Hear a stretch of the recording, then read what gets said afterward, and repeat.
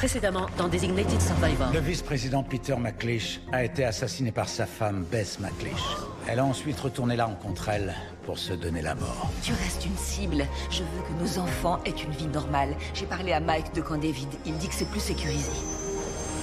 Le président Moss veut refaire de la politique? Il veut simplement vous faire profiter de son expérience. L'inviter à la Maison Blanche, c'est fédérateur. Ça crée un esprit de solidarité. Je m'en occupe. Vous avez peut-être besoin de plus de temps. Prenez une semaine. Oui, monsieur. J'aimerais que vous deveniez mon chef de cabinet. Je ne vous décevrai pas. Aaron Shore vient de rencontrer quelqu'un. C'est Charles Langdon. Mais enfin, dites-moi ce qui se passe. Je vous croyais mort, Charlie. Suivez-moi.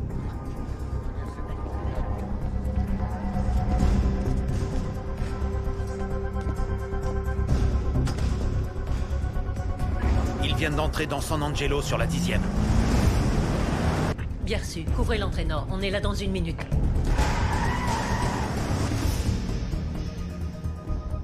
Veuillez vous lever. Oui,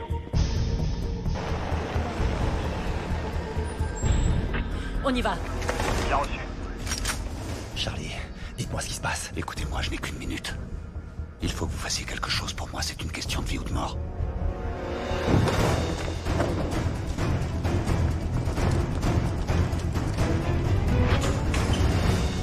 allez, on y va. Dégagez, dégagez. George, Agent Wells, où est Langdon? il est parti. J'ai même pas eu le temps. Quelle porte? Je l'ai vu partir de ce côté. Restez là. Hendrix, quelle porte n'était pas surveillée? Côté est.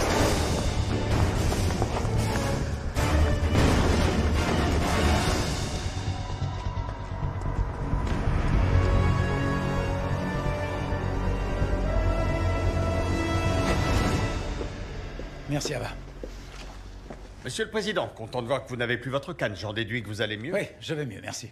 On vous prépare une liste de candidats potentiels à la vice-présidence, ainsi qu'à quelques postes encore vacants du cabinet. Le choix s'annonce très réduit, malheureusement. La plupart des intéressés appréhendent le fait d'intégrer la nouvelle administration. Trop d'incertitudes. Nous comptons sur l'ex-président Moss, qui va présenter aussi une liste de gens qu'il fera tout pour persuader en usant de son influence. Je dois le rencontrer demain. C'est ça, vous avez rendez-vous à midi.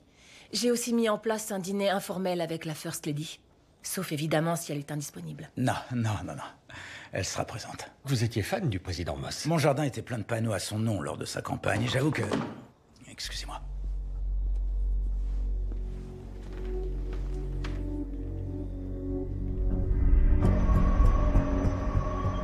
Depuis combien de temps étiez-vous en contact avec Langdon? Nous n'étions pas du tout en contact. Je vous l'ai déjà dit. Je croyais même qu'il était mort. Il est juste venu m'aborder dans la rue. Et vous l'avez suivi? Qu'est-ce que je pouvais faire d'autre? Je dois savoir mot pour mot ce qu'il vous a dit. N'oubliez rien surtout. D'accord, mais sachez qu'il n'a pas dit grand-chose. Il était très paranoïaque. Il regardait sans arrêt derrière lui. On aurait dit qu'il était traqué ou suivi. Il a dit que c'était une question de vie ou de mort. Langdon veut passer un marché? Oui, monsieur. L'immunité en échange d'informations. Et une vie nouvelle avec un statut de témoin protégé. Hors de question. La seule monnaie d'échange que Langdon possède encore, c'est sa vie. Quel genre d'infos vous pensez qu'il a? On n'en sait rien encore, mais il est le seul lien qu'on ait avec le complot. Toute information de sa part nous serait très précieuse. Ah oui, mais qui nous dit qu'il ne travaille pas encore avec les conspirateurs? Langdon m'a contacté plus d'une fois après l'attentat. S'il ne m'avait pas mis sur la piste de McLeish... Je serais sans doute mort à l'heure qu'il est. Monsieur le Président, j'ai passé ma carrière tout entière à traquer des criminels à qui on aurait donné le bon Dieu sans confession. Alors j'ai besoin de plus d'informations. Dans d'autres circonstances, vous en auriez, mais là, le temps nous manque. Shore a 24 heures pour répondre. Si on ne les exploite pas, Langdon nous échappera. Ça peut être un énorme piège. Vous disiez qu'il avait peur. Faites-le venir.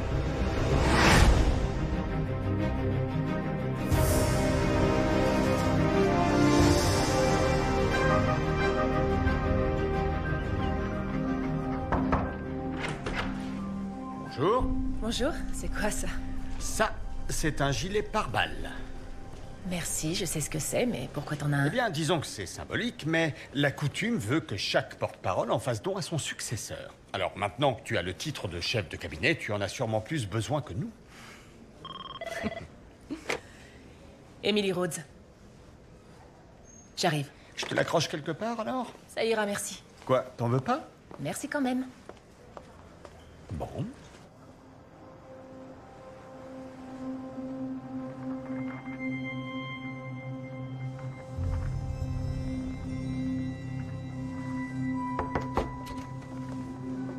Bonjour, Monsieur le Président. Cette situation au Naruba, qu'est-ce que vous savez?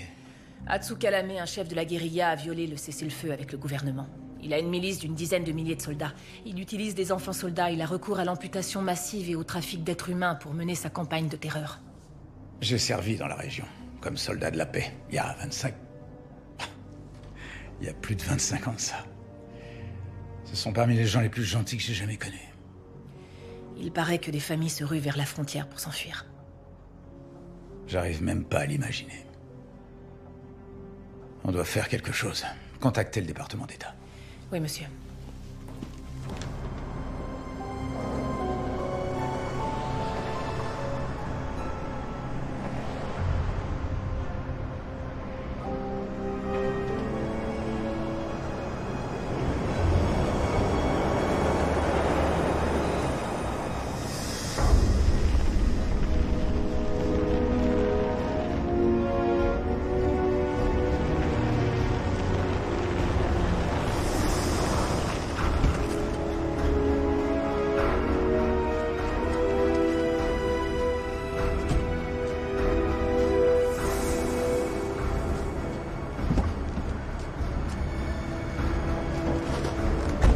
Monsieur Langdon?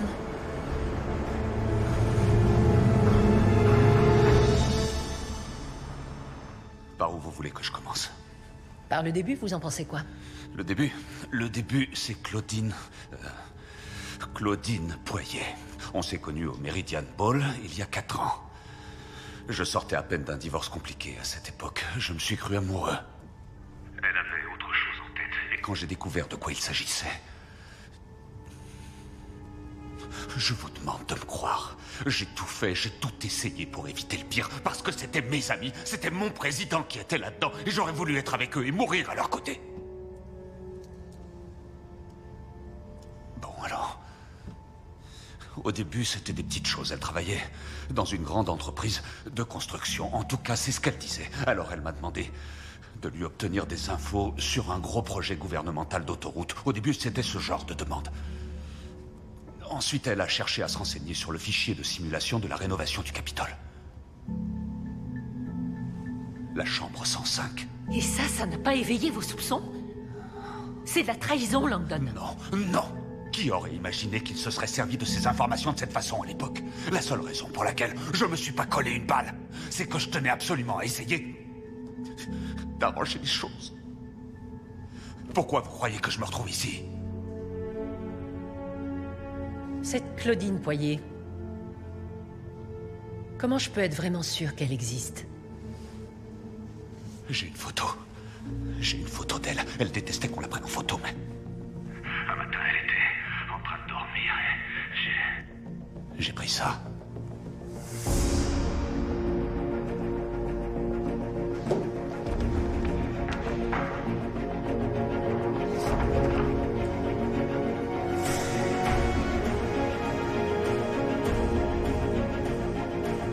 C'est elle. C'est elle.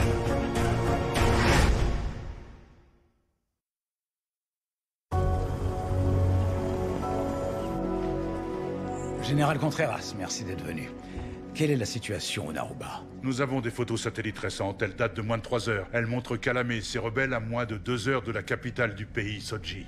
Et rien ne pourra les arrêter. Je parlerai à l'ambassadeur des Nations Unies. Peut-être qu'il parviendra à convaincre le Conseil de sécurité de voter une résolution. Pourquoi est-ce que les Nations Unies traînent des pieds? La Russie a déjà protesté d'une possible implication de l'ONU dans les affaires de l'Ukraine. Ils risquent de mettre leur veto à tout ce qui pourra favoriser la paix. Tous les éléments ont l'air réunis pour un potentiel génocide. Oui, monsieur. Eh bien, c'est inacceptable. Vous suggérez une riposte militaire? Pourquoi pas? Je veux une liste complète des options, militaires ou non militaires, d'ici 1 heure. Ce sera tout. Le président Moss va arriver. Ouais, d'accord.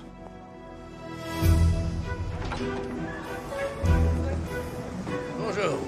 Monsieur. Bonjour.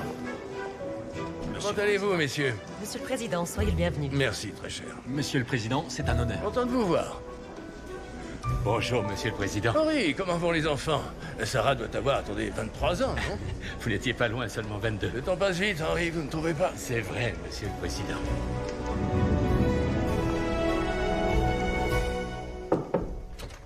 Monsieur le Président? Monsieur le Président Moss. Monsieur le Président, c'est un honneur de vous recevoir ici. Merci, Ava.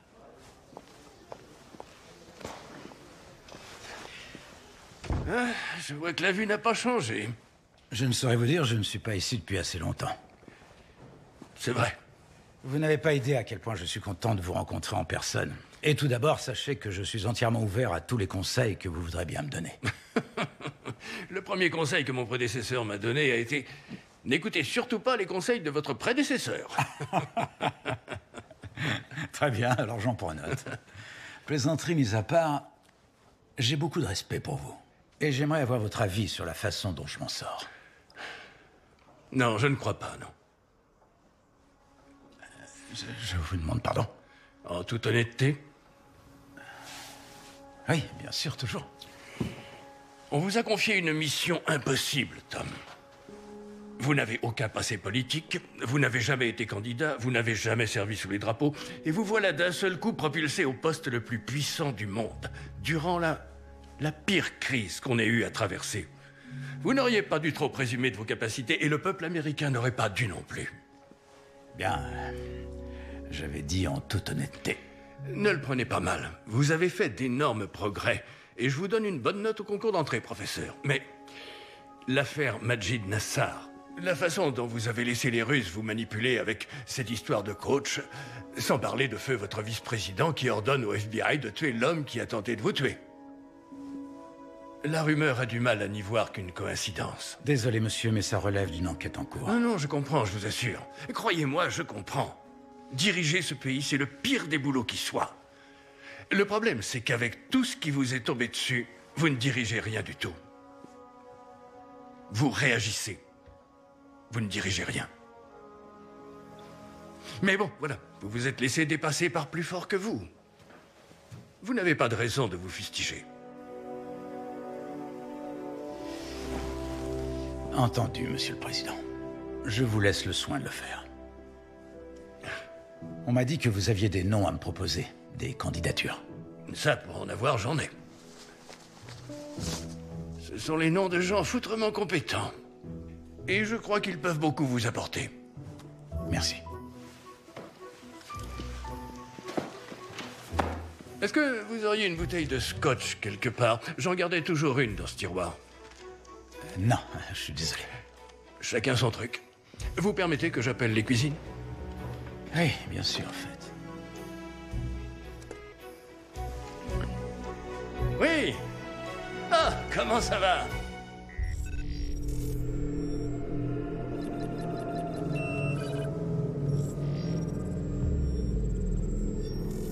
Bon, ok, c'est effrayant. C'est quoi ce truc? C'est le fichier de simulation que vous avez effacé entre le 23 et le 25 juin. Mais enfin, de quoi est-ce que vous parlez? Et d'abord, qui l'a créé, ce fichier? Ce fichier, vous l'avez électroniquement effacé avant qu'une commission gouvernementale ait le temps de l'étudier. Bon, d'accord, dans ce cas, ça s'explique. Si je l'ai fait de façon électronique, ça veut pas dire que je l'ai vu. Mais vous vous rappelez l'avoir effacé? Mais bien sûr que non, Langdon m'a demandé de faire un tas de choses, et croyez-moi, si j'avais vu un truc pareil, je m'en serais souvenu. C'est pour ça qu'Emily cherchait l'historique de mes appels. À vous de me le dire. Vous avez suivi Langdon, alors vous n'aviez qu'à lui poser la question vous-même. On ne suivait pas Langdon.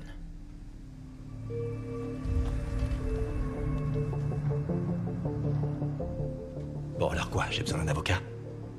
Vous êtes libre de vous en aller. Pour l'instant, vous êtes simple témoin dans une enquête, rien d'autre. Oui, mais malgré tout, vous me suiviez. Monsieur Shore, le FBI enquête sur le plus grand crime jamais commis contre le gouvernement des États-Unis.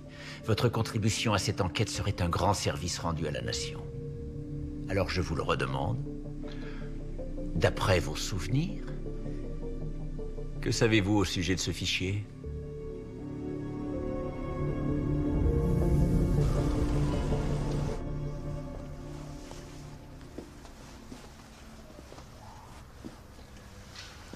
Alex. Oh, Bienvenue chez toi. comment tu te sens? Ça va? Tout va bien? Tu m'as énormément manqué. Arrête. Je suis partie une seule journée. Je sais, mais ça paraissait plus long que ça. Comment vont les enfants? Bien, Penny a découvert les joies de l'équitation. Waouh. Elle a fait vite. Et elle a déjà décidé qu'elle allait te demander de lui offrir un poney pour son anniversaire. Eh bien, elle peut toujours demander.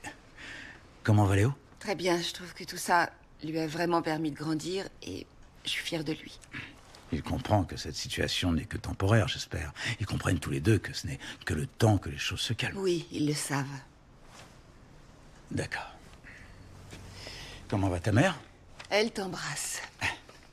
Elle préférerait toujours que je sois docteur. T'as aucune chance avec elle. Jamais tu l'impressionneras. Elle est russe.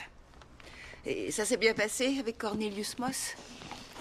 C'était pas tout à fait ce à quoi je m'attendais. Comment ça? J'ai cru qu'il serait davantage compréhensif face à ma situation.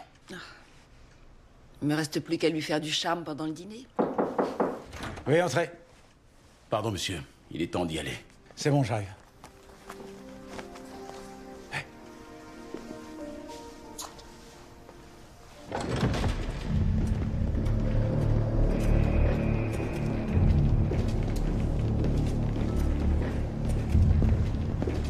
Restez assis.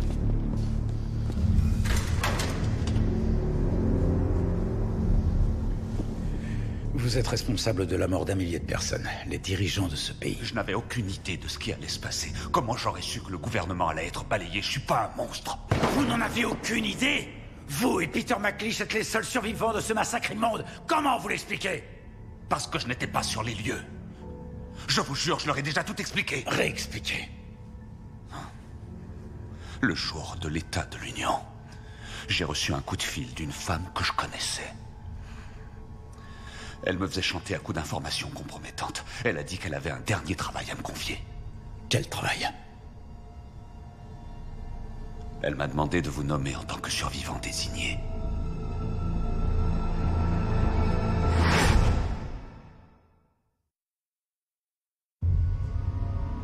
Pourquoi aurait-elle voulu que je sois nommé survivant désigné? Quand j'ai refusé de prendre cette décision, elle n'a plus rien dit. C'est insuffisant. Et pourtant, je vous dis la vérité. Qui a pris la décision si ce n'est pas vous? Je n'en sais rien du tout, mais c'est quelqu'un avec un niveau d'accréditation suffisant, en tout cas. Je suis en train de perdre mon temps. Monsieur, s'il vous plaît, écoutez-le.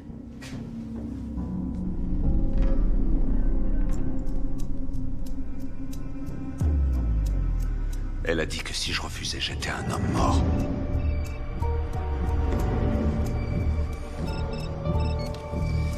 Oui? Qu'ils avaient des yeux partout. Et elle m'a dit de quelle couleur était la cravate que je portais. J'étais dans mon bureau, dans le bâtiment le plus sécurisé de la planète. Et elle savait de quelle couleur était ma cravate. Alors j'ai raccroché. Je ne pensais même plus au chantage. Tout ce que je voulais, c'était en parler à quelqu'un avant qu'il ne soit trop tard. La Maison Blanche n'était plus un endroit sûr, alors je devais en partir. Je suis allé à ma voiture et j'ai commencé à rouler. Je ne savais plus à qui me fier. Et puis j'ai réalisé qu'il ne restait plus que le FBI et que je devais rencontrer le directeur en personne. Alors j'ai foncé tout droit vers Alexandria. Et j'ai failli y arriver. Mais j'ai perdu le contrôle de la voiture. Il l'avait sans doute trafiqué.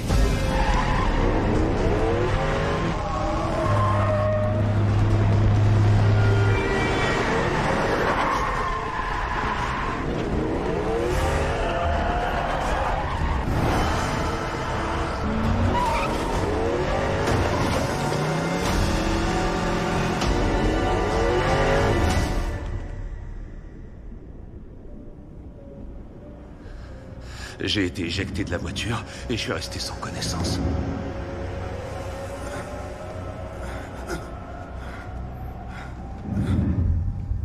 J'ai réussi à regagner la rue.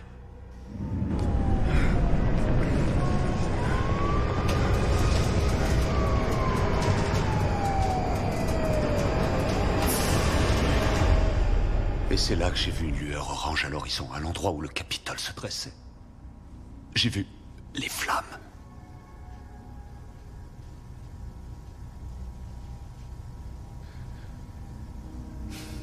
Et j'ai su que j'avais échoué. Alors oui, j'ai couru. Et depuis, j'ai pas arrêté de courir.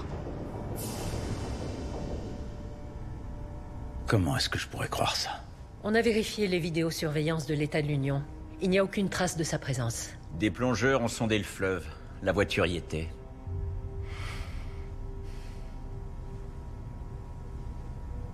S'il vous plaît, laissez-moi seul avec lui. Mike, ça va aller.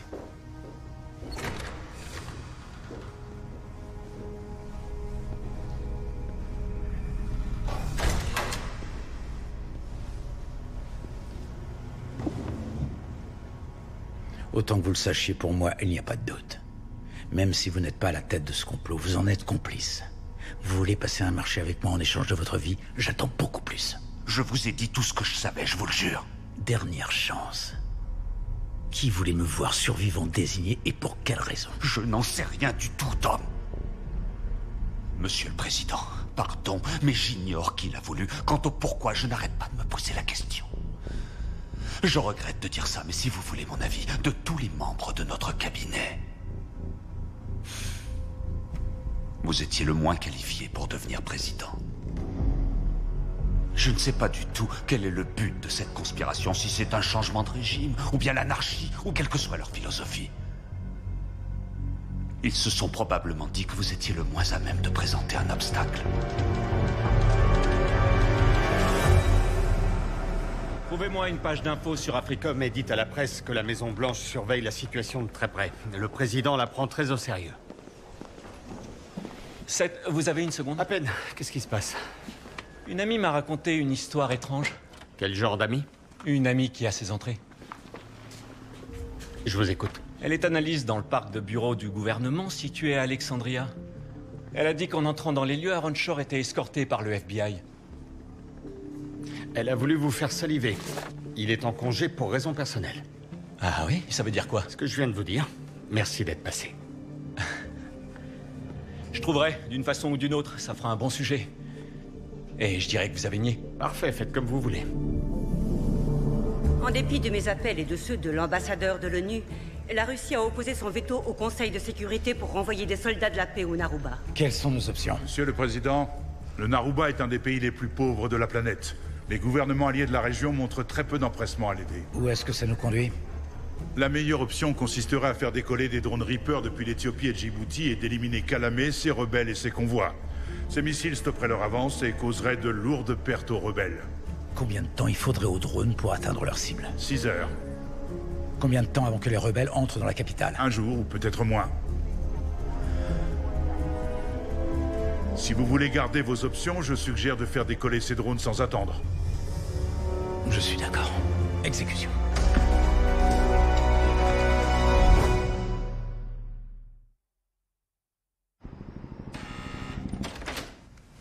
Monsieur Shore, vous êtes libre.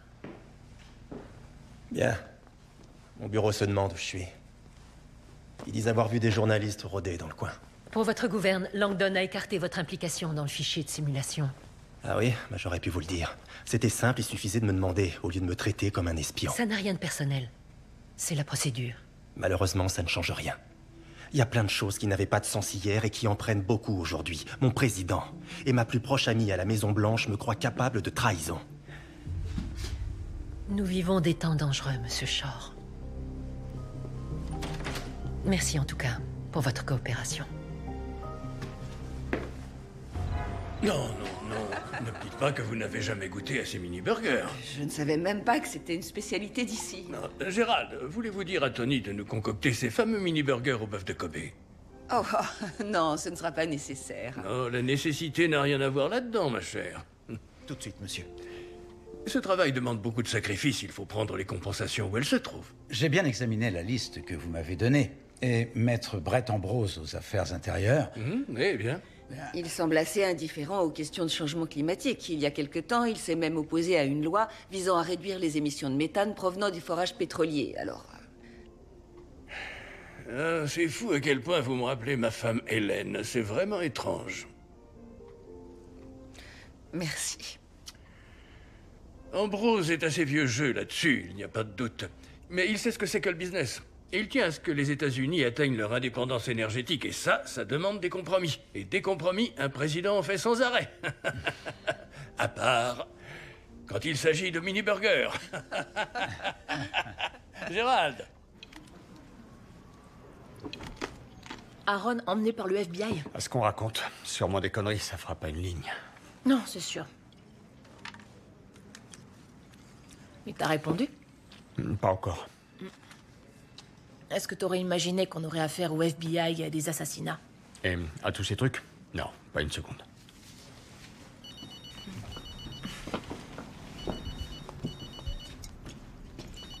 Emily Rhodes. Merci. Quelque chose que je dois savoir? Pas encore. Ok.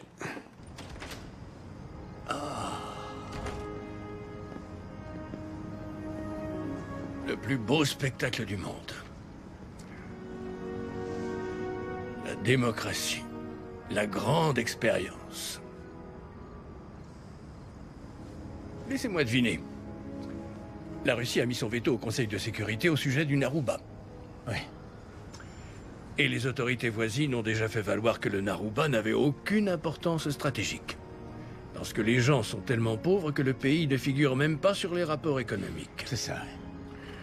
Donc tout ça nous ramène au peuple. Aux vies humaines.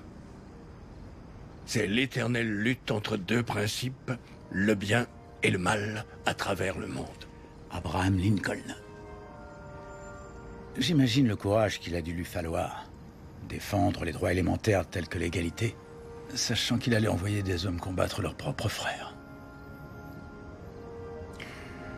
J'ai entendu dire que vous aviez rendu visite à l'équipe des SEALs avant leur mission contre Nassar. Ouais. C'est un noble geste, mais qui a une rude contrepartie. Mettre un visage sur les hommes qu'on envoie ensuite se faire tuer. On a perdu un commandant, Max Clarkson. Pas un jour ne passe sans que je pense à lui ou à sa famille. Commandant en chef, ce n'est pas qu'un titre. C'est une responsabilité. Une terrible responsabilité. À laquelle vous n'étiez pas préparé, mais que vous avez endossée. Avec cran, je dois l'admettre. Merci. Aujourd'hui, vous avez le pouvoir de décider qui va vivre ou mourir. C'est le métier le plus solitaire qui soit.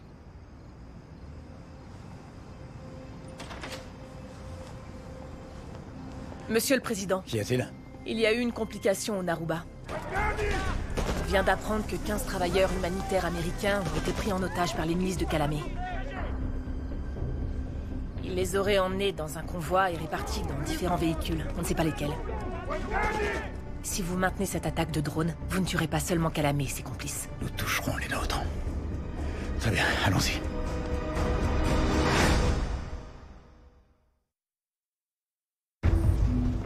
Restez assis. Qu'est-ce qui s'est passé? Pourquoi on ne savait pas qu'il y avait des volontaires américains dans le pays? Ce sont de simples citoyens, des Américains qui ne se sont jamais inscrits auprès de nos ambassades. Nous ne pouvions pas être informés de leur présence. Est-ce qu'on sait qui ils sont? S'ils ont été blessés? Non, on sait seulement que Calamé les a répartis afin de s'en servir comme bouclier humain. La même stratégie que le Hezbollah a utilisée en détournant le vol 847 de la TWA. Il a fait descendre des passagers et les a répartis partout dans Beyrouth, pendant toute contre-attaque impossible. Les drones atteindront le Narouba dans combien de temps? Dans moins d'1 heure, monsieur. Tom, à propos de Calamé. Je n'ai pas encore décidé. Vous allez devoir, et vite. Ces volontaires ont une arme sur la tempe. Si on ne fait rien contre Calamé et ses rebelles, c'est 100 000 civils innocents dans la capitale qui auront une arme sur la tempe. Comment apprécier la valeur de 15 vies au regard de la vie de 100 000 personnes? Ce ne sont pas seulement 15 vies, Monsieur le Président. Nous parlons de 15 vies américaines, 15 de vos concitoyens. Vous avez une responsabilité envers eux avant tout. Même si ça doit coûter la vie de tous les autres? Absolument. Il ne s'agit pas de morale ou de noblesse. Il s'agit d'une faille de renseignement et rien d'autre. Là, Calamé vous a acculé dans vos retranchements. Non, vous allez devoir agir très rapidement. Vous devez assurer la sécurité et la libération de nos concitoyens. Ensuite, vous déciderez de ce que vous voulez faire de ce criminel. Eh, super, t'es de retour? Non, non, je faisais que passer. Comment ça va? T'as jamais répondu au texto que je t'ai envoyé? Ouais, c'était compliqué. T'étais pas vraiment avec le FBI ici? Écoute, Seth, je suis fatigué. Non, ça va, c'est bon. Je sais ce que c'est de ne pas avoir envie de répondre. Si je pensais que tu devais savoir quoi que ce soit, je te le dirais. Ouais, enfin, plus personne ne dit rien ici, de toute façon. Ça te facilite le travail, c'est toujours ça. Comment va Emily? Côté perso? Non, niveau boulot, elle fait le job. Oh. Ouais, elle s'en sort, enfin. Tu connais Emily. Ouais, elle s'en sort, elle assure bien. Pas de la même façon que toi, bien sûr, mais ça va. Génial. Génial. Tiens. C'est quoi? Lis-le, tu verras, si tu veux bien me donner ton avis. Ok. Vous avez raison. Je ne sais pas du tout comment je peux potentiellement sacrifier la vie de 100 000 personnes pour en sauver 15. Je ne sais pas comment faire ça. Il existe une solution diplomatique pour les tirer de ce pétrin. C'est payer. On ne négocie pas avec les terroristes, et je souscris à cette politique. Il y a d'autres cartes à jouer. Voyez-vous, le Zimbabwe est assis sur 7 millions de dollars que Calamé avait en trésorerie. Le Trésor a imposé des sanctions à ce pays pour contrebande. Cet argent est donc bloqué pour l'instant. Si nous levons ces sanctions, à charge pour le Zimbabwe de restituer ces 7 millions à Tsukalame. Si on récupère les 15 volontaires, qu'est-ce qui m'empêche de le faire disparaître de la surface de la Terre? Vous lui aurez donné votre parole. Le monde sait que vous êtes un homme de parole. Il est peut-être temps de jouer cette carte.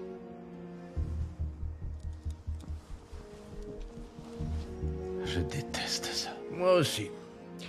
Mais tel est le monde dans lequel nous vivons, Monsieur le Président. Et parfois vous serez pris entre faire un mauvais choix et ne pas faire de choix du tout. À supposer que je choisisse cette solution, comment je dois procéder? Par le biais d'Austin Silwamba, un membre de la diplomatie du Zimbabwe. C'est un agent de la CIA auquel j'ai eu recours dans le passé. Vous l'autoriserez à passer un marché permettant à nos concitoyens d'être emmenés sans encombre à un point d'extraction déterminé. Et un hélico les embarque. Vous voulez que j'appelle Austin?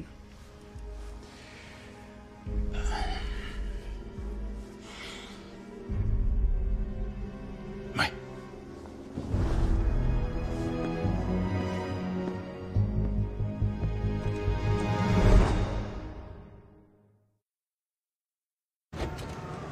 Monsieur le Président, Ah va, entrez. Austin Silwamba vient d'atterrir. D'accord, je vous remercie. Aaron Shore attend dehors. Merci, faites-le entrer.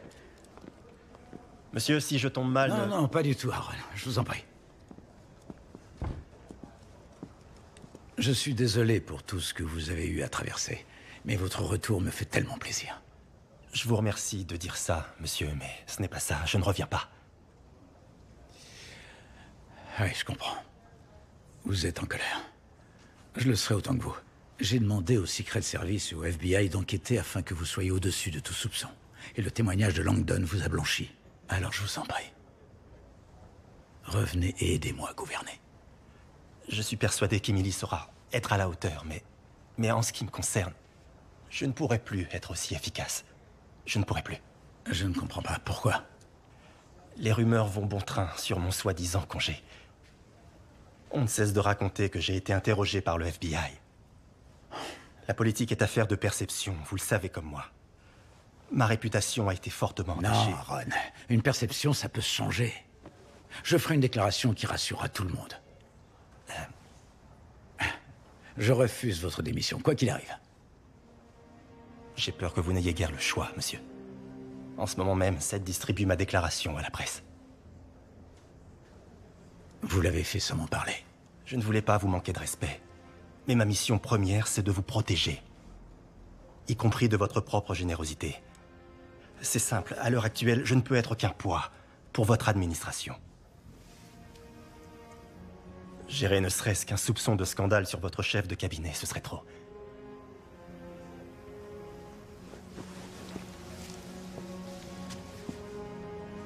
Vous servir a été le plus grand honneur de toute ma vie.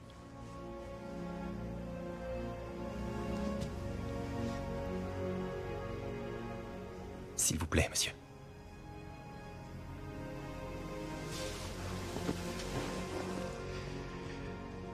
Rien ne vous fera changer d'avis. Non, monsieur.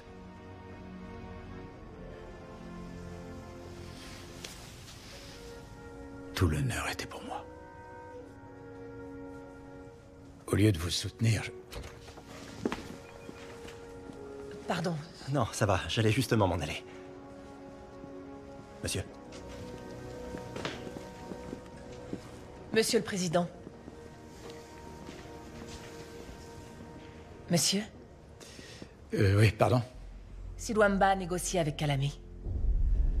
On a pu récupérer tout le monde? Pas encore, monsieur. Les hélicoptères se dirigent vers le point d'extraction. On est en liaison directe. Allons-y.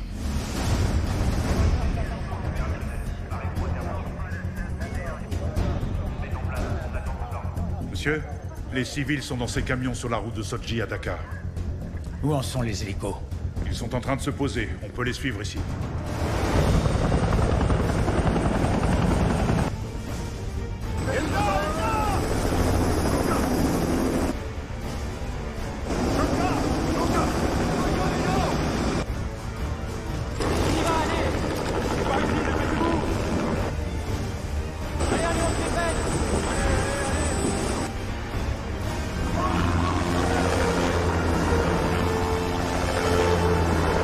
Monsieur, otage sécurisé. Les 15 volontaires sont libres, ils viennent tous d'embarquer.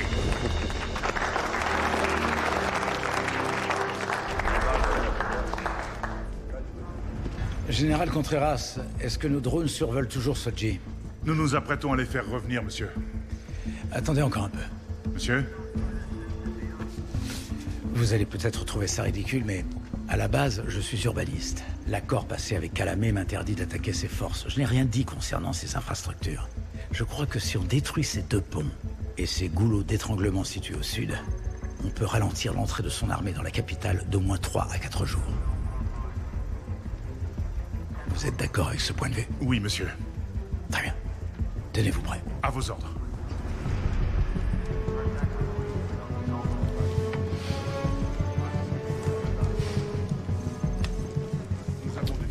Très malin. Qu'allez-vous faire en attendant? Ce n'est pas tellement ce que je vais faire, c'est ce que vous allez faire. Je veux que vous convainquiez les Russes qu'il y va de leur propre intérêt d'autoriser les forces de la paix à intervenir. En tant que simple citoyen? En tant que simple secrétaire d'État. Je sais que vous vous êtes retiré des affaires publiques, mais le pays a besoin de vous. J'ai besoin de vous. Vous m'avez aidé à me mettre dans ce bourbier, alors aidez-moi à en sortir. Et je serai ravi de sceller cet accord autour d'une bouteille de scotch. Eh bien, je dois admettre que je commençais à me lasser de surveiller mon bétail toute la journée. Monsieur le Président, c'est d'accord. Merci, Monsieur le Président. Cible acquise, monsieur. Cible atteinte et neutralisée.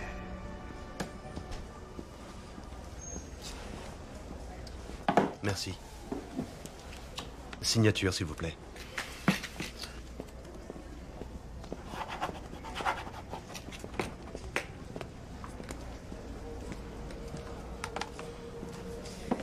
Aaron? Tu vas faire quoi alors? Oh, je sais pas encore ce que je vais faire. Je te tiendrai au courant.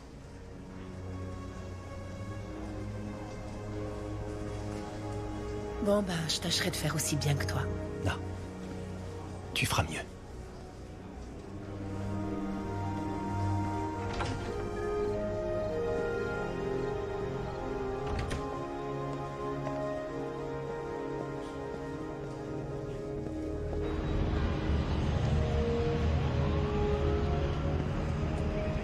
Avec tant de questions encore en suspens, il est clair qu'on ne sait plus à qui faire confiance dans ce gouvernement. C'est vrai.